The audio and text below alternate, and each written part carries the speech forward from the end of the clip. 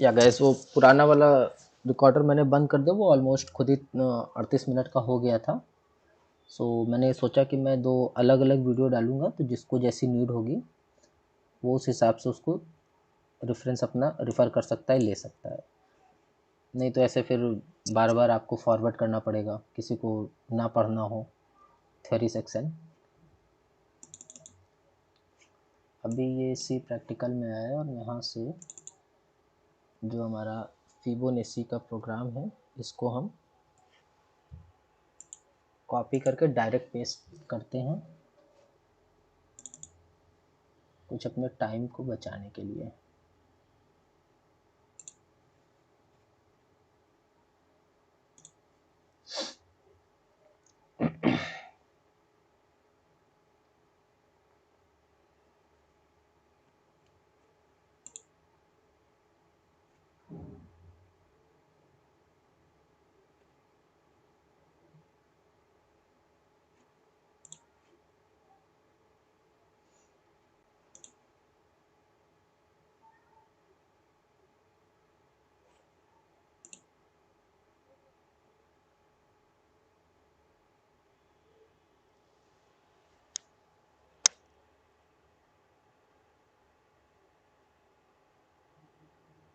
थोड़ा टाइम ले रहा है ये।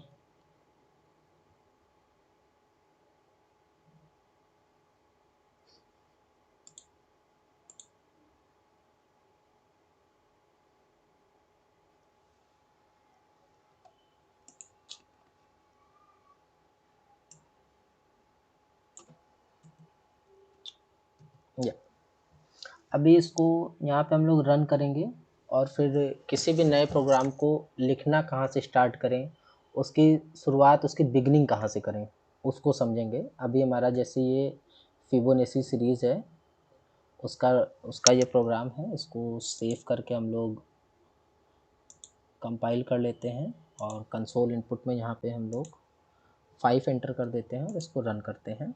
सो अभी हमारी फिबोनेची सीरीज़ यहाँ पे आ गई है 0 1 1 2 3। ठीक है, अभी इसको पहले समझते हैं हम लोग। हम आते हैं अपने बोर्ड पे, वाइट बोर्ड पे। अभी जो सबसे पहला सवाल है वो ये कि फिबोनेची सीरीज़ होती क्या है। जैसा कि हम लोगों ने पहले भी डिस्कस किया था कि किसी भी क्वेश्चन के सॉल्यूशन को फाइंड आउट करने से पहले हमें सबसे पहला काम क्या है कि क्वेश्चन को समझना है कि क्वेश्चन में कह क्या रहा है।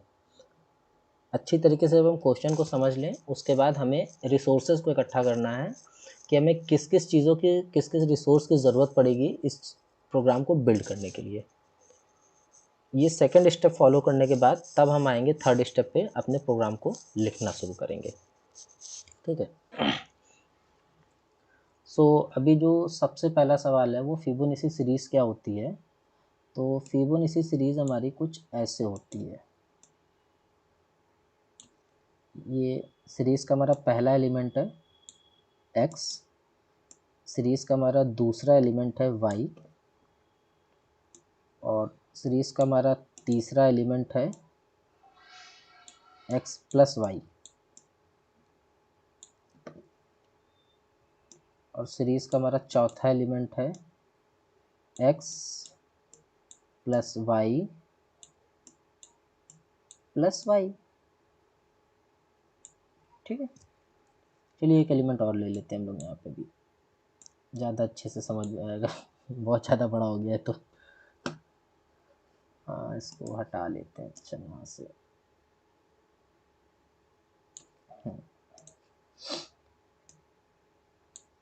ये हमारा पांचवा एलिमेंट हो जाएगा सीरीज़ का x प्लस वाई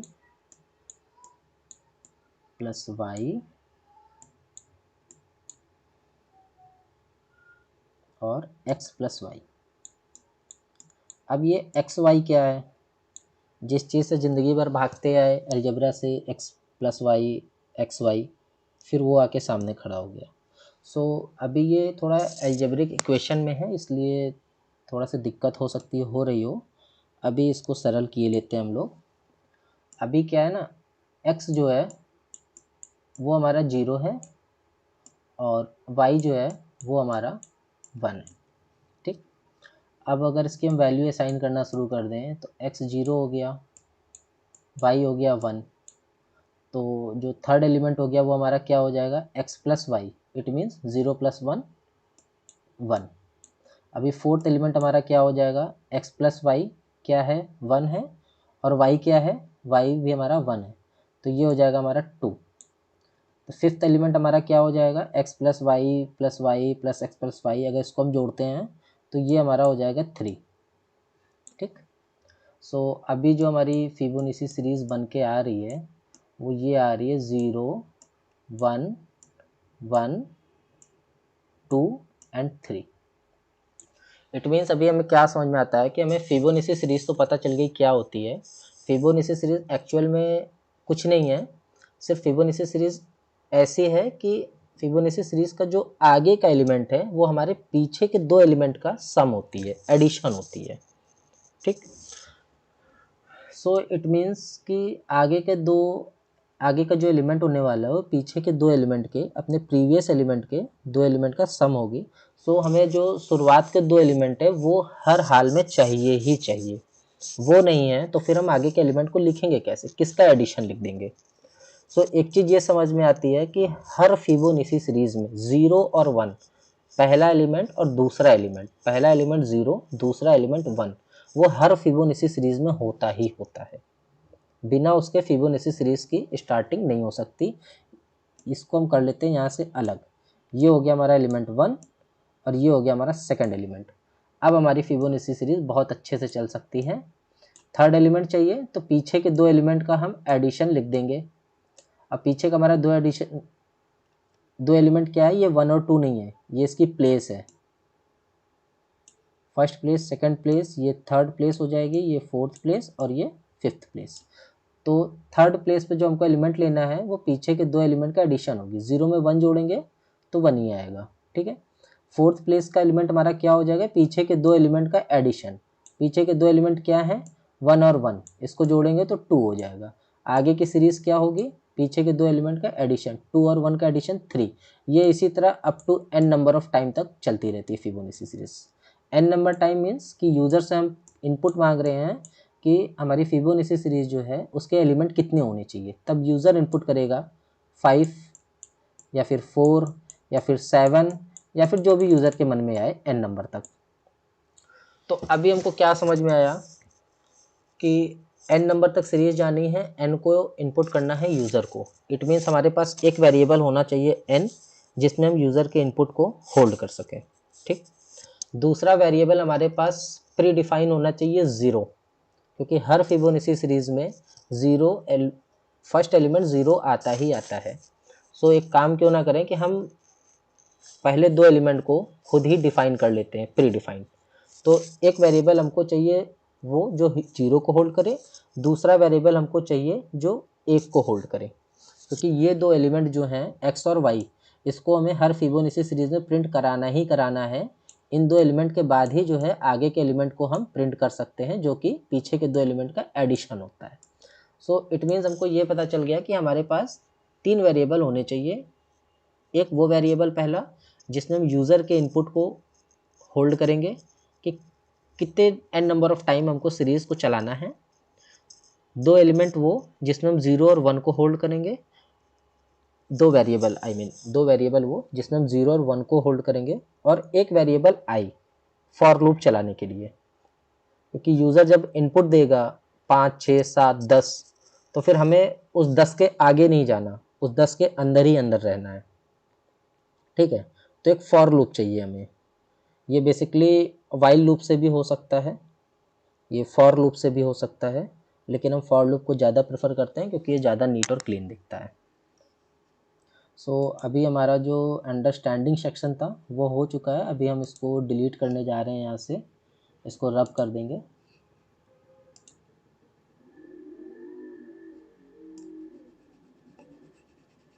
कि आगे कुछ हमें ज़रूरत पड़ेगी अभी इस बोर्ड की। और अभी हम आते हैं अपने वर्चुअल लैब पे।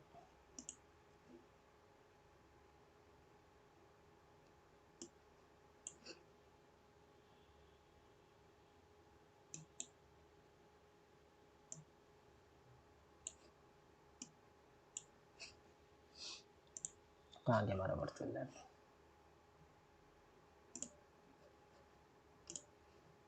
ठीक है। सो हमारा ये प्रोग्राम लिखा हुआ है पूरा, ठीक है। और इस प्रोग्राम में जो मेन लॉजिक होने वाली है, जैसा कि हर प्रोग्राम में हमने ये डिसाइड किया था कि कुछ चीज़ें हमारी सेम होने वाली हैं और उसकी कुछ इंपॉर्टेंट लॉजिक हैं जिसको हम अलग से उस प्रोग्राम के नीचे राइट डाउन कर लेंगे, जिससे इन फ्यूचर में हमको प्रॉब्लम ना हो। सो इस प्रोग्राम के जो इंपॉर्टेंट लॉजिक है वो ये है,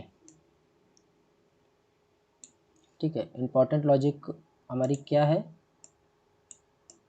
C equal to A plus B और ए इक्वल टू बी और बी इक्वल टू सी, यही है हमारी इंपॉर्टेंट लॉजिक, ठीक है। सो अभी हम आते हैं, इसको लिखना शुरू करते हैं। इसको आज हम लोग लाइव पूरा सीखेंगे, कॉपी पेस्ट का जितना काम था उतना हम ऑलरेडी कर चुके हैं। अभी सबसे पहला काम क्या है कि हमने क्वेश्चन को देखा, क्वेश्चन को समझा, फिबोनाची सीरीज़ क्या होती है उसको समझा, एक मोटा मोटा ओवरऑल व्यू बना लिया कि हमें कितने वेरिएबल की नीड पड़ने वाली है और किस लॉजिक के थ्रू हम इसको आगे राइट डाउन करेंगे। फॉर लूप का यहाँ पे हम यूज़ करने वाले हैं। सो स्टार्ट करते हैं कि बिगनिंग कहाँ से करें, शुरुआत कहाँ से करें। तो जो हमने पहले भी सीखा है कि शुरुआत करने का एक सबसे अच्छा तरीका, जो हमारा मेन स्ट्रक्चर होता है, जो स्केलेटन होता है हमारे सी प्रोग्राम का, सबसे पहला काम हम उसे ही तैयार कर लेते हैं।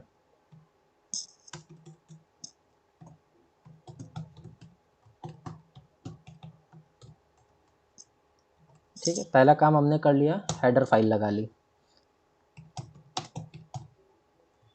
दूसरा काम हमने मेन फंक्शन लगा लिया, इसको कर्ली ब्रेसेस से ओपन कर लिया और कर्ली ब्रेसेस हमारा LMS पोर्टल जो है वो ऑटोमेटिक क्लोज कर लेता है।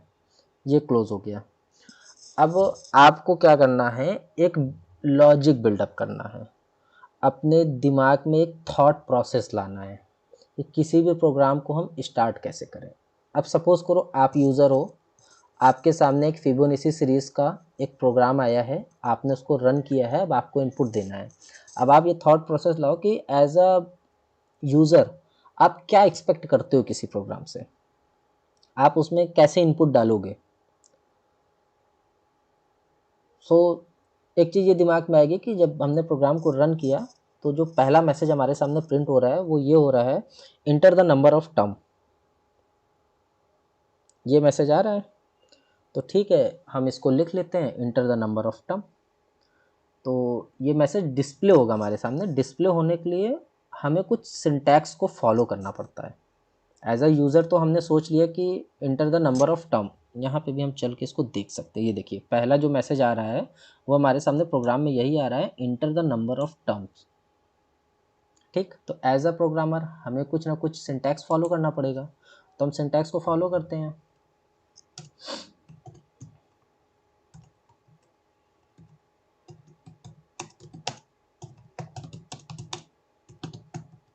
Enter the number of terms, और सिंटैक्स को फॉलो करते हुए हमने इसको कर लिया बंद।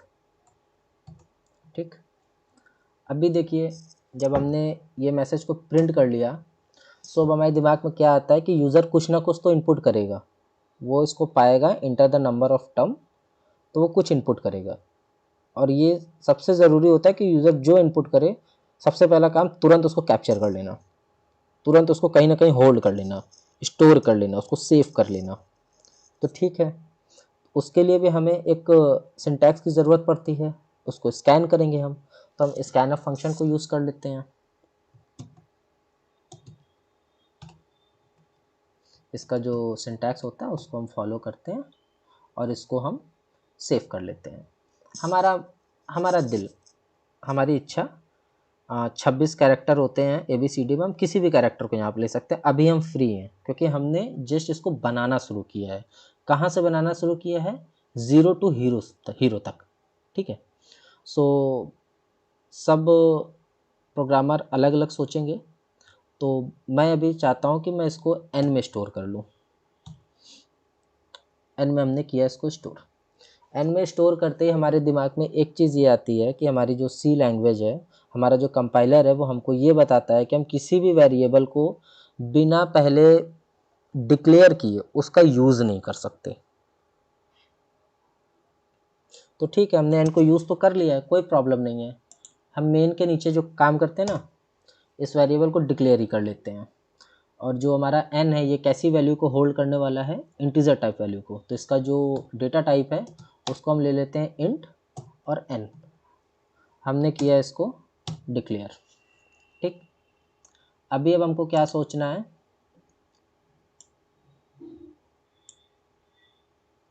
कि हमने एक मैसेज मांगा यूज़र से कि enter the number of term.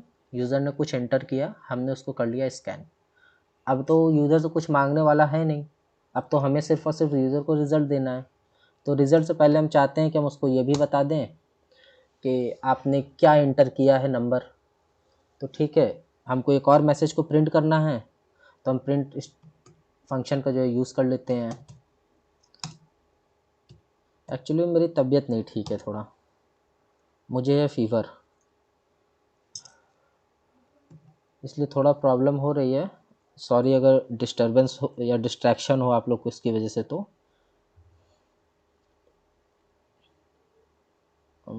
Message यहाँ पे,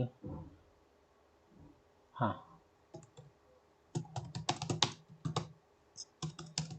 नंबर ऑफ टर्म इज़, ठीक है। और इसका हम प्रोटोकॉल को फॉलो करते हैं। इसका जो सिंटैक्स होता है कि किसी भी चीज़ का जो रिज़ल्ट होता है उसकी वैल्यू को प्रिंट करने के लिए हम उस वेरिएबल को इनपुट देते हैं। यहाँ पे हमने n को डाल दिया। अभी ये हमको बता देगा प्रिंट आउट में कि यूज़र ने क्या इनपुट किया है। उसके बाद हमारा प्रोग्राम जो हम सोचते हैं कि हमने यूज़र्स के सामने मैसेज डिस्प्ले कर दिया कि enter the number of term. User ने कुछ इनपुट किया, हमने उसको स्कैन कर लिया। फिर हमने स्कैन करने के बाद ये भी आउटपुट में बता दिया कि आपने ये नंबर को सेलेक्ट किया था, 5, 10, वॉटेवर आपने जो भी सिलेक्ट किया हो। उसके बाद अब हमें डायरेक्ट इनको देना है रिज़ल्ट। तो रिज़ल्ट देने के लिए एक छोटा सा मैसेज हम और प्रिंट करेंगे कि फिबोनाची सीरीज़ इज़। ये ज़रूरी नहीं है कि आप ये मैसेज प्रिंट करो ही, आप डायरेक्टली बता सकते हो enter the number of term is x, जो भी यूज़र ने डाला था, और उसके बाद तुरंत उसको फिबोनाची सीरीज़ दे दे। बट एज अ प्रोग्रामर आप सोचो, ये अच्छा नहीं लगता ना, बताना चाहिए, थोड़ा सा सिस्टमैटिक दिखता है तो चीज़ें अच्छी लगती हैं। सो इसी चीज़ पे हम बात कर रहे हैं कि हमें अपने दिमाग में सोचना है कि हम कैसे चीज़ों को यूज़ कर रहे हैं, कैसे कैसे हमारा प्रोग्राम चलना चाहिए। अगर मैं उस प्रोग्राम को यूज़ करूँगा तो क्या क्या स्टेप्स आने चाहिए, बस उसी स्टेप्स को आपको फॉलो करना है। आपने दिमाग में अपना एक फ्लो चार्ट सोच लिया, एक एल्गोरिथम सोच लिया, एक जो निमोनिक कोड्स होते हैं उसमें अपने दिमाग में सोच लिया। अब करना कुछ नहीं है, सिर्फ और सिर्फ सिंटैक्स को उतार देना है आपको अपने वर्चुअल लैब पे, दैट्स इट। अगर सिंटैक्स सारे क्लियर हैं, सही है, तो कोई भी इशू आपको नहीं होने वाला, कोई भी एरर मैसेज नहीं आएगा। तो एक मैसेज को हम और यहाँ प्रिंट कर लेते हैं।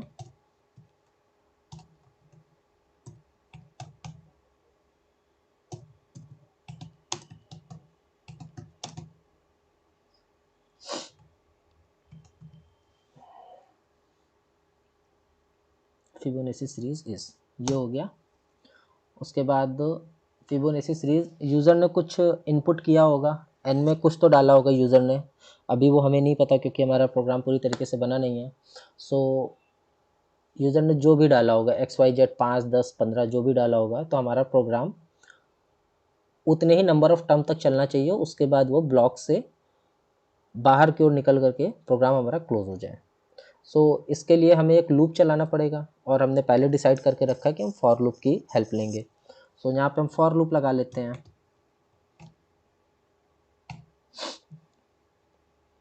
आई को चलाएंगे हम 1 से, और आई की जो वैल्यू है वो लेस देन रहेगी हमारी n तक, ठीक है।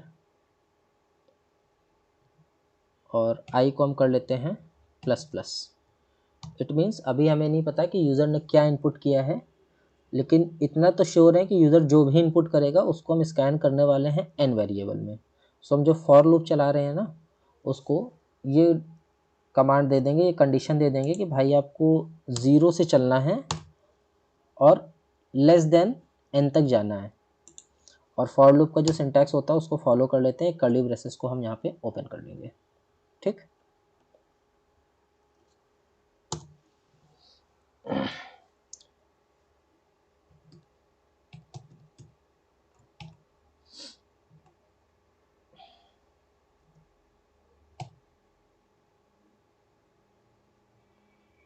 n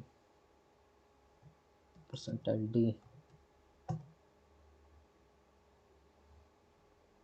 ठीक है, अभी जैसे हमारा फॉर लूप चलने लग गया है। सो अब हमको बारी आती है कि हम रिज़ल्ट को प्रिंट करें। तो जब रिज़ल्ट को प्रिंट करेंगे तो हमने एक चीज़ ये सोच के रखा था कि हमारे फिबोनाची सीरीज़ जो होती है उसमें पहला 2 एलिमेंट जो होता है वो 0 और 1 वो बाय डिफ़ॉल्ट हर सीरीज़ में आता ही आता है। सो अभी तक जब हम प्रिंट कर रहे हैं तो पहले 2 एलिमेंट को हम प्रिंट कैसे करेंगे जब हमने इसको इनिशियलाइज़ ही नहीं किया है।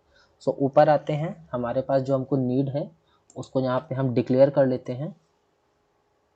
एन डिक्लेयर किया था, फॉर लूप हमने चलाया है, एक आई को यूज़ किया है, आई डिक्लेयर कर लेते हैं। उसके बाद हम ए को लेते हैं और इसमें 0 को असाइन कर लेते हैं, और बी को लेते हैं, इसमें हम 1 को असाइन कर लेते हैं। ठीक है, 0 और 1 हमारे पास बाय डिफ़ॉल्ट आ गया, और एक वेरिएबल हम और ले लेते हैं अपना सी, जिसमें हम कुछ लॉजिक लगा के इसको स्वैप वगैरह करेंगे जहाँ से हमने पहले भी ले रखा है। ठीक है, ये हो गया। तो हम इसको प्रिंट कर लेते हैं ए हमने कर लिया प्रिंट।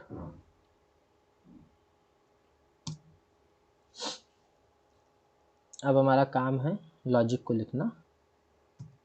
तो जो हमारी लॉजिक काम कर रही थी,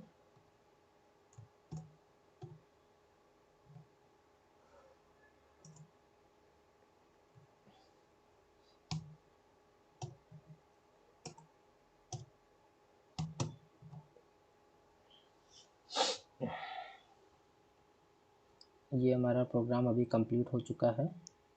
और सबसे पहला काम जो हमें करना है इसमें वो कर्ली ब्रेसेस को काउंट करना है। एक खुला कर्ली ब्रेसेस, दूसरा खुला हुआ कर्ली ब्रेसेस, और नीचे आके देख रहे हैं तो दोनों कर्ली ब्रेसेस हमारे पास, 2 बंद कर्ली ब्रेसेस भी हैं। इट मीन्स कि कर्ली ब्रेसेस का कोई भी इशू यहाँ पर नहीं है। बस यहाँ पे हमको रिटर्न 0 लगा देना, RETURN रिटर्न 0। कितने मिनट का हो गया ये? 23 मिनट का तो ऑलमोस्ट हो गया। सो अभी ये प्रोग्राम हमारा कंप्लीट हो गया है। इसको हम एक बार फिर से देख लेते हैं पूरा। आई होप कुछ क्लियर हुआ होगा, कुछ आप लोग के माइंड में एक इंसाइट आया होगा कि कैसे प्रोग्राम को हम लिखना शुरू कर सकते हैं। अगर हमारे पास कुछ भी नहीं है माइंड में तो एज अ यूज़र की तरह हम सोच करके एक शुरुआत कर सकते हैं लिखने की। इसको हम अभी सेव करते हैं, सो कंपाइल करते हैं, और कंसोल इनपुट में हम यहाँ पे अभी 5 को इनपुट करते हैं। करने को हम कुछ भी कर सकते हैं, चलिए अच्छा 5 छोड़ के अभी हम यहाँ पे कितना 10 इनपुट करते हैं। ठीक है, सो ये हमारी फिबोनाची सीरीज़ आ चुकी है। Enter the number of term is 10, Fibonacci series is, ये हमारी 34 तक जा रही है। इसमें हमारे पास टोटल जो है वो 10 एलिमेंट होंगे, 1 2 3 4 5 6 7 8 और 21 9 हो गया, और 34 10 हो गए। ठीक है, सो अभी हमारी जो सीरीज़ है वो सही चल रही है, बट इसको हमने 5 इसलिए ले रखा था यहाँ पे क्योंकि ड्राई रन करने में बहुत लंबा ना चला जाइए। 5 लेते हैं, इसको रन करते हैं। तो अभी 5 में हमारी फिबोनाची सीरीज़ बता रहा है नंबर ऑफ टर्म इज़ 5, और फिबोनाची सीरीज़ जो है वो 0 से शुरू होकर के 3 तक हमारी जा रही है। अभी हम मेन लॉजिक पे अपने आ जाते हैं। जैसा कि हमने पहले भी बताया था कि जो इस प्रोग्राम में जो हमारा मेन लॉजिक चल रहा है, इम्पॉर्टेंट लॉजिक, वो ये है। सो ये जो ऊपर के कोड हैं ये बहुत इजी होने वाले हैं, और इसको लगभग अभी तक हमने हर प्रोग्राम में यूज़ किया है। तो ये लिख पाना कोई कठिन काम नहीं है हमारे लिए। हेडर फाइल लगानी है, मेन फंक्शन लगाना है। कर्ली ब्रेसेस के लिए हमने पहले ही बता रखा है ट्रिक कि जितने भी ओपन कर्ली ब्रेसेस हैं उतने ही क्लोज कर्ली ब्रेसेस होने चाहिए। कहाँ पे हमें कॉमा लगाना है, सेमी कॉलन लगाना है, ये हमने पहले ही डिस्कस करके रखा है कि हर सिंगल लाइन के बाद हमें ओवर बोलना है। कंपाइलर को ये बताना है कि एक लाइन हो गई है, अभी ओवर, आप वेट करिए, हम आगे आपको बताते हैं कि अब आगे क्या करना है। ठीक है, सो इस बिहाफ से, इस बेसिस पे आप यहाँ तक लिख लोगे। फॉर लूप भी एक चला लोगे। फॉर लूप के बाद ये हमारा सिंटैक्स होता है कि जितने भी फॉर लूप लगेंगे उसके जस्ट बाद हमारा एक कर्ली ब्रेसेस खुलता है, और जब तक फॉर लूप का हमारा स्कोप है उस ब्लॉक, वो ब्लॉक पूरा होने के बाद हम फॉर लूप को कर देते हैं बंद। सो जो हमारा मेन लॉजिक यहाँ पे चल रहा है वो यही चल रहा है। ठीक है, अभी इस मेन लॉजिक को जब आप इंपॉर्टेंट लॉजिक के हिसाब से कॉपी में राइट डाउन कर लोगे, और एटलीस्ट अगर फिबोनाची सीरीज के लिए आपको मेन लॉजिक याद है, सिर्फ रटा हुआ है, आपको ये भी नहीं पता कि ड्राई रन कैसे हो रहा है, आप सीख लो, वो एक अच्छी बात है। बट इनकेस अगर नहीं पता तो भी कोई इशू नहीं है। आप इस स्टेटमेंट को, ये प्रिंट एफ से लेकर के b=c, इसको आप अपने प्रोग्राम में कहीं पर भी लिख सकते हो। कहीं पे भी लिख दोगे तो आपको कोई प्रॉब्लम नहीं आएगी। बहुत होगा कि आपका प्रोग्राम एरर मैसेज थ्रो करेगा, बट आपको ये तो बता देगा ना कि कहाँ पे एरर है। आप अगर इतना श्योर हो कि हाँ हमने लॉजिक सही लगाया है, बस वो कहीं ऊपर नीचे हो गई है, तो फिर उसके लिए आपको इतना परेशान होने की ज़रूरत नहीं है किसी को भी। आप एक दो लाइन उसको अप डाउन करके, चेंज करके, रन करके देख सकते हो। प्रैक्टिकल में सबसे बड़ा बेनिफिट यही होता है कि हमें ये पता रहता है कि आउटपुट क्या आ रहा है, जैसा हमने सोचा है वैसा आ रहा है, यानी कोई एरर मैसेज तो नहीं आ रहा है इन केस, तो उसको हम शॉर्ट आउट कर सकते हैं अपने कोडिंग में कुछ चेंजेस करके। दिक्कत आती है थ्योरी सेक्शन में, जब आपको कोई प्रोग्राम दे दिया और आपको बस उसको पन्ने पर लिखना है या फिर आपको टाइप करना है, तो आपको नहीं पता ना कि क्या एरर आने वाला है, कंपाइलर क्या एरर दे सकता है। सो वहाँ पे आप जब तक श्योर शॉट नहीं होगे तब तक आप क्लियर कोड नहीं लिख सकते। यहाँ पे कुछ इजी हो जाता है। तो यही हमारी मेन इंपॉर्टेंट लॉजिक होने वाली है। इसको हम लोग राइट डाउन करके कॉपी में अपने लिख लेंगे। अभी हम आ जाते हैं यहाँ पे और एक फॉर लूप को लिखते हैं, FOR। ये फॉर लूप है, हमने बताया था i = 0 से चलेगा ये, और जो i की वैल्यू है वो लेस देन n तक रहेगी ना, लेस देन n, और i जो है वो हर बार हमारा प्लस प्लस होता रहेगा। ठीक है, कहाँ तक प्लस प्लस होगा?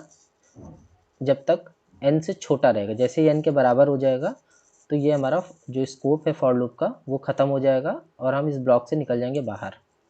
ठीक है, और हमने यहाँ पे एक स्टेटमेंट लिखा था printf का, printf, और इसका ऐसे कुछ लगा करके हमने इसको बताया था कि आप प्रिंट कर दो a। ठीक, ये हमने इसको बता रखा था।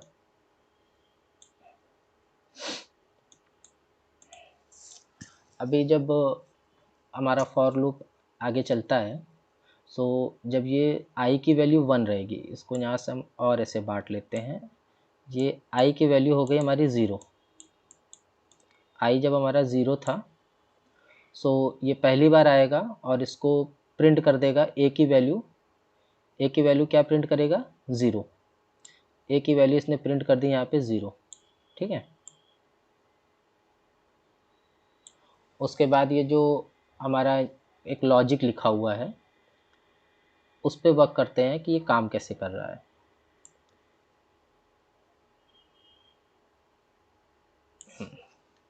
ये काम कैसे कर रहा है कि a की वैल्यू 0 हमारी प्रिंट हो चुकी है, और जो हमारा प्रोग्राम था ऊपर सबसे, वहाँ पे हमने क्या डिफाइन कर रखा था, a = 0 और b = 1, और c जो था उसको हमने एज इट इज़ छोड़ दिया था ब्लैंक। यहाँ पे देखिए इंट a = 0, b = 1 और c को एज इट इज़ ब्लैंक छोड़ दिया है। और फॉर लूप जब हमारा पहली बार चलता है,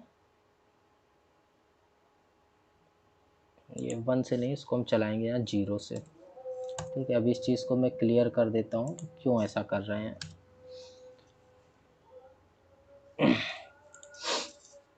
सो अभी जो हमारा ये पहला स्टेटमेंट लिखा हुआ है C equal to A plus B.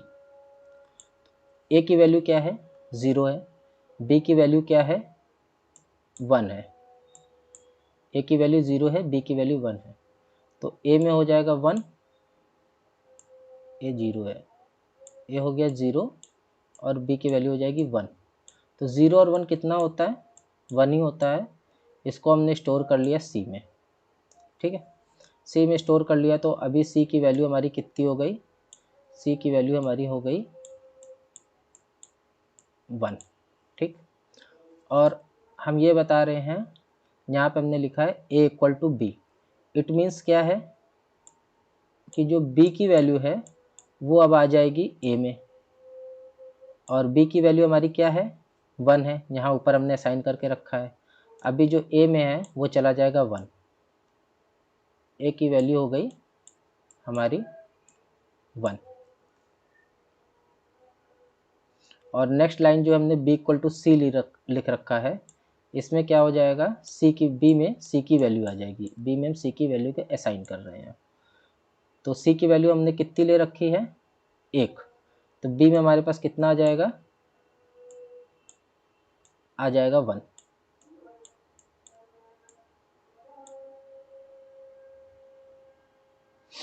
ये आ गया 1। लूप हमारा ऊपर जाएगा और आई की वैल्यू 1 प्लस हो जाएगी। अभी आई की वैल्यू 0 ना रह करके हो गई है 1। नीचे आएगा, ये हमको प्रिंट करके क्या दे देगा, ये प्रिंट करने को बोलेगा ए। अभी जो हमारी ए की न्यू वैल्यू है वो क्या है, वो है 1। तो ये यहाँ पे 1 को प्रिंट कर देगा, ठीक है। ये जब 1 को प्रिंट कर देगा, उसके बाद फिर से हमारा प्रोग्राम आता है मेन लॉजिक में।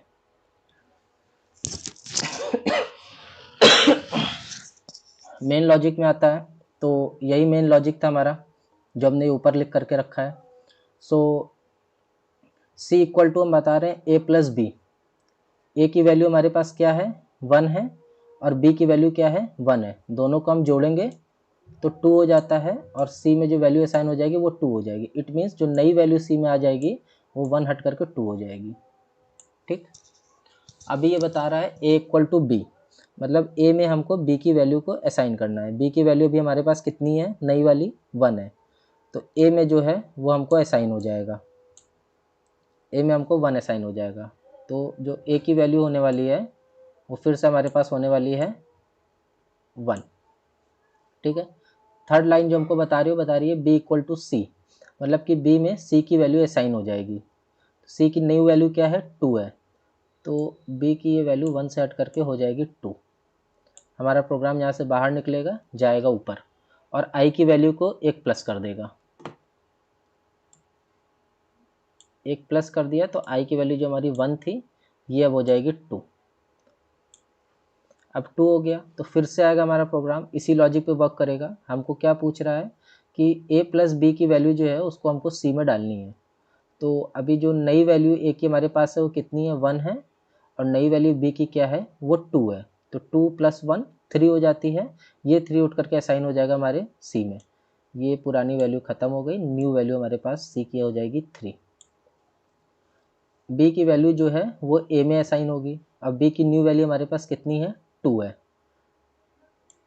तो a की वैल्यू जो 1 थी पुरानी वाली वो ख़त्म होकर के हो गई 2, और b में हमको असाइन करना है c की वैल्यू, और c की न्यू वैल्यू कितनी है, 3 है। तो b में ये 2 हट करके असाइन हो गया हमारे पास 3। फिर से हमारा लूप एक बार ऊपर जाएगा और i की वैल्यू को प्लस करेगा। अभी i की वैल्यू हमारी हो गई 3।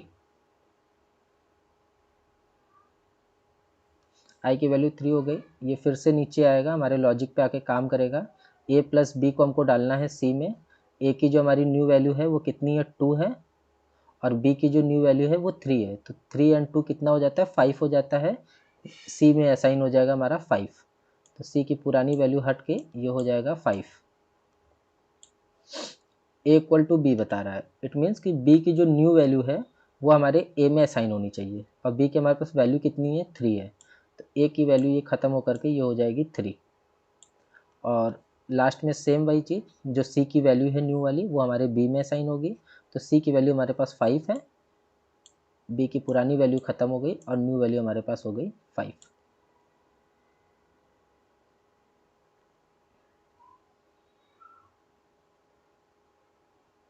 एक बार हमारा प्रोग्राम फिर ऊपर जाता है और आई की वैल्यू को प्लस करेगा। अब की बार आई की वैल्यू हमारी हो जाने वाली है 4।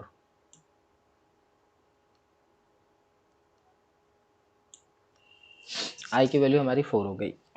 अभी इसके पहले जो थे हमने शायद यहाँ पे आंसर नहीं लिखा है अपना, कहाँ से नहीं लिखा है, 0 1 हम ए को ही प्रिंट कर रहे हैं हर बार। सो फर्स्ट टाइम जब हमारा प्रोग्राम रन हुआ था तो हमने 0 प्रिंट किया था। सेकंड टाइम जब रन हुआ तो 1 प्रिंट किया। थर्ड टाइम रन हुआ तो हम फिर से 1 ही प्रिंट होगा। और फोर्थ टाइम जो प्रिंट हुआ वो हमको 2 प्रिंट हुआ था। ठीक है, अभी जो आई की वैल्यू है वो प्लस होकर के 4 हो गई है। फिर से हमारे लॉजिक पे आते हैं। ए प्लस बी, अभी ए की वैल्यू कितनी है, 3 है और बी की वैल्यू 5 है, दोनों का एडिशन हो जाएगा 8। तो सी में हमारे पास आ जाएगा 8, ये 5 ख़त्म होकर के हो जाएगा हमारे पास सी में न्यू वैल्यू जो आ जाएगी वो हो जाती है 8। जो उसके बाद जो हमारा लॉजिक है, ए में हमको असाइन करना है बी की वैल्यू। बी की न्यू वैल्यू हमारे पास कितनी है, 5 है। ए ख़त्म होकर के पुराना वाला ए की वैल्यू ख़त्म हो जाएगी, न्यू वैल्यू हो जाएगी 5। उसके बाद हम आते हैं नीचे वाली लाइन पे। ये हमको बता रहा है कि जो सी की वैल्यू है उसको असाइन कर देना है बी में। सो बी की न्यू वैल्यू कितनी हो जाएगी हमारे पास 8। ठीक, और ये यहाँ पे हमारे पास एडिशन चढ़ जाएगा 2 + 3 का। 2 में +1 होगा, ये 3 हो जाएगा, जो कि हमारी ये ए की वैल्यू हमको बता रहा है 3 आई थी। ठीक है, अभी हमारा प्रोग्राम फिर से ऊपर जाएगा और आई की वैल्यू जो है वो 1 प्लस होकर के 5 हो जाएगी। जब ये 5 होगी तो हमारा जो कंपाइलर है इसको चेक करेगा n से कि n की वैल्यू यूज़र ने डाली थी 5। तो जो हमारा लूप चलने वाला है वो <5 चलेगा। और जैसे ही अगर ये 5 चल जाता है तो ये मतलब कि इक्वल टू n हो जाएगा, इसलिए हमारा लूप यहाँ से हमको निकाल देगा बाहर और फाइनल हमारा प्रोग्राम जो है वो एग्जीक्यूट हो जाएगा। हमारे पास जो फिबोनाची सीरीज़ आती है वो ये सीरीज़ हमारी बन के आती है 0 1 1 2 3। ठीक है, जो कि हमारे पास ये ए को ही प्रिंट कर रहे थे हम लोग ऊपर, हर हर टाइम हम लोग ए को ही प्रिंट कर रहे थे और ये हमारी सीरीज़ तैयार है। फर्स्ट टाइम 0 प्रिंट हुआ है, जो कि हमने पहले ही ए को इनिशियलाइज कर रखा था 0 से। उसके बाद नेक्स्ट टाइम से एक बार 1 प्रिंट हुआ, ये पहला 1 है। दूसरी बार 1 प्रिंट हुआ, ये दूसरा 1 है। तीसरी बार ये हमको 2 प्रिंट करके देगा, ये हमारे पास 2 है। उसके बाद ये हमको 3 प्रिंट करके देता है, ये हमारे पास 3 है। इन केस अगर ये लेस देन एन ना हो करके less than equal to N होता तो इट मीन्स फिफ्थ टाइम भी हमारा लूप चलता, तो हमारे पास जो है आगे की जो सीरीज़ आती वो 5 आती। अभी जो हमारी फिबोनाची सीरीज़ का जो लॉजिक था या हमारी फिबोनाची सीरीज़ की जो डेफिनेशन है उस हिसाब से हम देख लें तो सीरीज़ के पहले 2 एलिमेंट जो हैं वो 0 और 1 हो जाएंगे। नेक्स्ट एलिमेंट हमारा पीछे के 2 एलिमेंट का एडिशन होता है, तो 0 और 1 जब ऐड करेंगे तो हमारे पास 1 ही आता है। इसके आगे की सीरीज़ जब हम जाएंगे तो पीछे के 2 एलिमेंट को हम प्लस करेंगे, 1 + 1 2 हो जाएगा। इसके आगे के एलिमेंट पे जब हम जाते हैं तो पीछे के 2 एलिमेंट को हम प्लस करेंगे, 1 + 2 3 हो जाएगा। इसके आगे के एलिमेंट पे जब हम जाते हैं तो पीछे के दोनों एलिमेंट को हम प्लस करेंगे, 3 + 2 5 हो जाएगा। तो इस हिसाब से हमारी ये फिबोनाची सीरीज़ वर्क करती है। और जो मेन चीज़ था यहाँ पे वो ये बताना है या कुछ स्टूडेंट्स को हमने देखा है यहाँ पे गलती करते हुए कि उनको लेस देन और इक्वल टू में कन्फ्यूज़न होता है। सो फॉर लूप में एक चीज़ ये आप लोग अच्छे से समझ लो, फॉर इन केस अगर हमें 10 टाइम लूप चलाना है फॉर का, तो फॉर लूप को हम 2 तरीके से चला सकते हैं। एक तो i = 0 से चला सकते हैं इसको,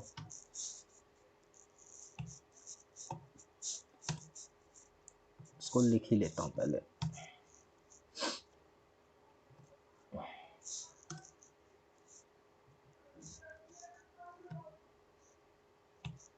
आई प्लस प्लस। ठीक है।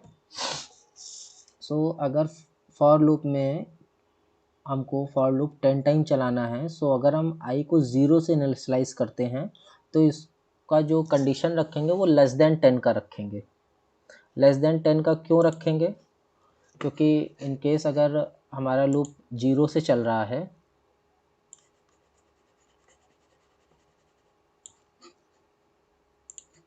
जीरो से चल रहा है, इट मीन 0 चलेगा, 1 चलेगा, 2 चला, 3 चला, 4 चला, 5 चला, 6, 7, 8 और 9। लेस देन 10 का मतलब यही होता है कि 10 से कम। अगर 10वीं बार भी चल गया तो वो इक्वल टू 10 हो जाना है। अब इसको काउंट करते हैं, 1 2 3 4 5 6 7 8 9 10। तो 10 टाइम तो हमारा लूप चल चुका। इन केस अगर इसको हम 1 से चलाएंगे, आई की वैल्यू हम 0 से इनिशियलाइज करके 1 से करते हैं, तो हमारा जो लूप चलेगा वो लेस देन इक्वल टू 10 चलेगा। अभी जैसे यहाँ पे अभी हमने गलती कर दिया था, अगर इसको 0 से चला करके लेस देन इक्वल टू 10 करते हैं तो हमारा लूप 11 टाइम चलेगा। सो इस चीज़ को हमेशा मेक श्योर करके रखिए कि अगर आई की वैल्यू 1 से इनिशियलाइज करते हैं तो जो कंडीशन रहेगी वो लेस देन इक्वल टू 10 की रहेगी। और अगर 0 से चला रहे हैं तो ये इक्वल टू का जो सिंबल है ये नहीं लगेगा, हमारा सिर्फ लेस देन ही लगेगा, तभी हमारा सही प्रिंट होगा। इन केस अगर हम ऐसा नहीं करते हैं तो फिर वो सही प्रिंट नहीं होगा, वो 1 टाइम ज़्यादा चलेगा। हालांकि ज़्यादा चलने में भी कोई प्रॉब्लम नहीं है, लेकिन हाँ आपके कुछ नंबर कट सकते हैं कि यूज़र ने इनपुट किया है 5, तो फिर आपकी फिबोनाची सीरीज़ 6 टाइम कैसे चल रही है। अभी जो इसका आउटपुट है वो भी देख लेते हैं, 0 1 1 2 3, और हमारे पास ये भी आउटपुट सेम आया था, 0 1 1 2 3। और जो हमारा एक एलिमेंट ज़्यादा चले, अगर 5 टाइम तक ये चले तो हमारे पास 5 भी प्रिंट होना चाहिए। 0 से प्रिंट हो रहा है less than equal to n कर लेते हैं इसको सेव करते हैं, कंपाइल करते हैं। कंसोल इनपुट में 5 ही पड़ा है, इसको रन करते हैं तो देखिए लास्ट में 3 के बाद एक 5 और आ गया है, क्योंकि जो हमारा लूप है वो एक टाइम एक्स्ट्रा चला है, 5 टाइम न चल के 6 टाइम चला है। सो बस इतना छोटा सा ये प्रोग्राम था।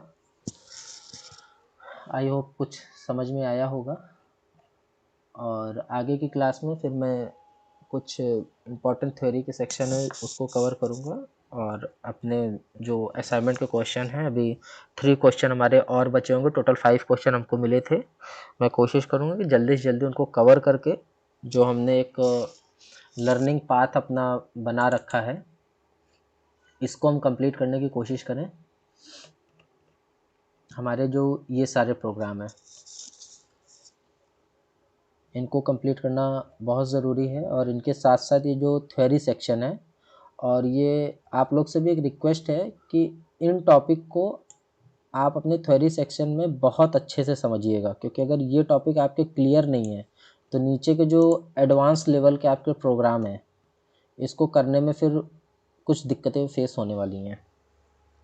रीज़न यही है कि जब थ्योरी सेक्शन क्लियर नहीं रहेगा, क्योंकि जो हमारे सिंटैक्स होते हैं वो थ्योरी सेक्शन में ही बताए जाते हैं, और सिंटैक्स नहीं फॉलो करेंगे तो फिर काम कैसे होगा।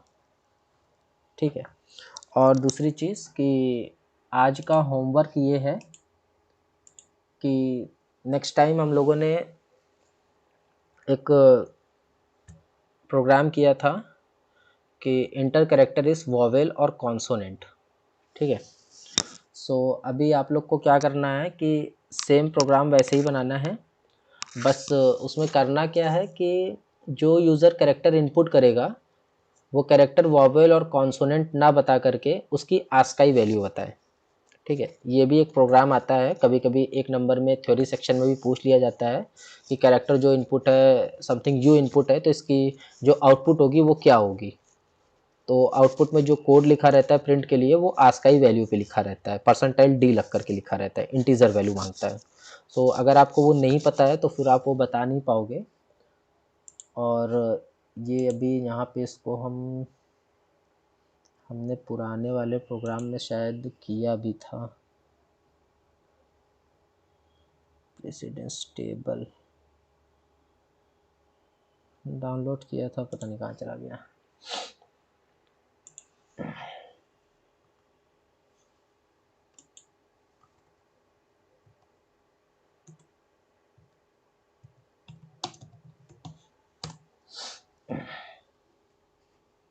ये अभी हमारे पास ये आस्काई टेबल है, इसको ओपन करते हैं, ये वाली ये आस्काई टेबल है, कहाँ चला गया। सो इसमें जो बता रहा है जो कैपिटल ए है वो 65 से शुरू हो रहा है और जो स्मॉल ए है वो 97 से स्टार्ट हो रहा है। तो यही इनकी आस्काई वैल्यू है। सपोज़ आपने प्रोग्राम लिखा और यूज़र ने इनपुट किया जी, तो आउटपुट में जो रिज़ल्ट देना चाहिए वो आपको इसकी आस्काई वैल्यू देनी चाहिए 103। ASCII value integer type, not a hexadecimal 0x67, ये वाली नहीं। इंटीजर वैल्यू जो है 103, 102, 101 ऐसे, ये आस्काई वैल्यू होती है। ठीक है, अभी आप इसका ये होमवर्क है, ये प्रोग्राम बनाइए कि यूज़र इनपुट देता है किसी कैरेक्टर को, उसकी आस्काई वैल्यू आउटपुट में एज अ रिजल्ट प्रिंट होनी चाहिए। बाकी नेक्स्ट वीडियो में मैं आपको इसकी एक ट्रिक बता दूंगा कि आप आस्काई वैल्यू को कैसे याद कर सकते हो। इसमें बेसिकली याद भी नहीं करना, एक सिंपल सी छोटी सी ट्रिक है, क्योंकि बेसिकली जो एग्ज़ाम में क्वेश्चन पूछे जाते हैं वो अल्फ़ाबेट से रिलेटेड ही पूछे जाते हैं। बाकी ये जो स्पेशल कैरेक्टर और सिंबल हैं इनके बारे में नहीं पूछा जाता आपसे कभी। परसेंटाइल डी, हैश, डॉलर, इनकी आस्काई वैल्यू नहीं पूछेगा। ठीक है, सो इसको कैसे जो अल्फ़ाबेट में आते हैं कैपिटल और upper case and lower case दोनों को कैसे अपने दिमाग में रखना है, ये मैं आपको नेक्स्ट क्लास में इसको बता दूंगा।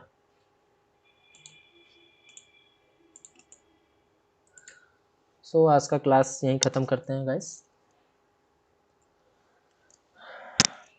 Bye bye and good night.